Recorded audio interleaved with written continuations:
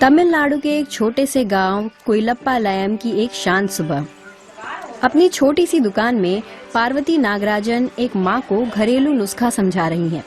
वो पिछले 20 साल से चुपचाप एक जमीनी मुहिम चला रही हैं। देसी जड़ी बूटियां और दवाई के पौधे उगाकर जैव विविधता बचाने की मुहिम। विश्व स्वास्थ्य संगठन के मुताबिक करीब 65% भारतीय आबादी इन देसी दवाओं पर निर्भर है, लेकिन जलवायु परिवर्तन और फसल की अत्यधिक कटाई से ये पौधे बर्बाद हुए हैं। भारत में करीब 300 प्रजातियां लुप्त होने को हैं।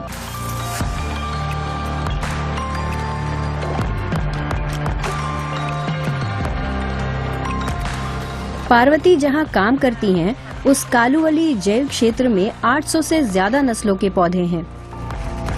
बचपन से ही पार्वती को इन देसी जड़ी बूटियों का पता था। अपने गांव की पहली महिला ग्रेजुएट भी वही हैं। हम देसी दवाओं से इलाज करने वाले परिवार से हैं।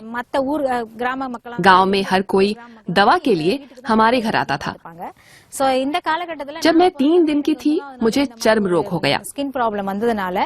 मेरे परिवार ने इलाज ढूंढने के लिए बड़ी मशक्कत की, लेकिन इलाज मिलने में बहुत समय लगा। जब मैं 7 साल की हुई, तभी इलाज मिल पाया। फिर मैं सीखती गई कि किस बीमारी में कौन सी बूटी देनी है।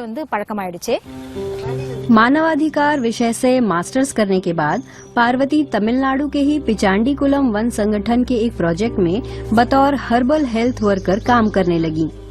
उन्होंने स्वयं सहायता समूह बनाकर औरतों को जड़ी बूटियां उगाने के लिए प्रेरित किया। वे करीब 40 जड़ी बूटी उगा लेती हैं। कॉस्मेटिक्स और ऑर्गेनिक खाद्य वस्तुएं भी बनाती हैं। इससे इन महिलाओं को पहली बार खुद कमाने का मौका मिला है। नजदीकी जंगलों और किचन गार्डन से जड़ी बूटियां खोजकर उन्हें सुखाया जाता है।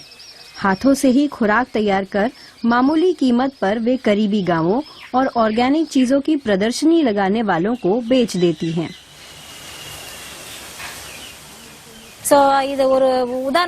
गांव में लोगों को सबसे ज्यादा शिकायत पीठ दर्द और घुटनों के दर्द की रहती है। हम लोकल जड़ी बूटियों से मालिश का तेल बनाते हैं, जो फायदा करता है।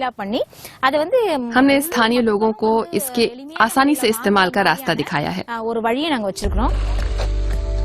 सुदूर गांव नाडुकुप्पम जिले के सबसे पिछड़े इलाकों में से है।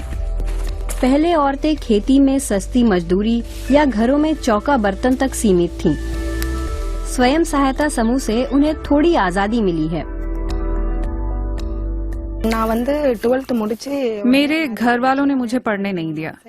12वीं पास करते ही शादी करा दी। बच्चा साल भर का हुआ तो मैं एक स्वयं सहायता समूह में जाने लगी। जड़ी बूटी से जुड़ा काम था। सोचती थी बच्चा छोटा है, काम कैसे करूंगी, वो भी सबके साथ टीम में। पड़ोस में ये है अन्नाई नर्सरी। यहाँ दूसरे स्वयं सहायता समूहों और घरेलू बागवानों के लिए हर्बल पौधे उगाए जाते हैं। पार्वती के बनाए तमाम स्वयं सहायता समूहों को चलाने वाली एक खास चीज है टिकाऊपन। इसकी गारंटी देने वाला सिस्टम कैसे बनाया, वो हमें बताती हैं। अगर लोकल पौधा है, बहुत सारा उगा है, तो हम उससे काम की चीजें निकालने के बारे में सोचते हैं। अगर किसी पौधे की किल्लत है, तो उसे फिर से उपजाने की तरकीब सोचते हैं। पार्वती नागराजन की इस शुरुआत की बदौलत ही कई जड़ी बूटियां हमारी रसोइयों में दाखिल हुई हैं और सैकड़ों महिलाओं के घर और रोजी रोटी चल रही है।